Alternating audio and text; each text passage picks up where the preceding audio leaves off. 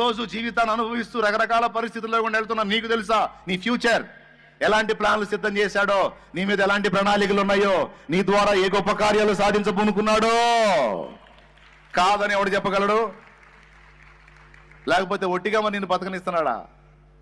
ఎన్నోసార్లు మరణం అతి సమీపంగా నీ దగ్గరకు వచ్చిన దానికి అధికారం లేకుండా దాన్ని అని గద్దించి నిన్ను బతికించుకుంటున్నాడు మా దేవుడు. బతికించుకుంటున్నాడు ఆయన దేవుడు.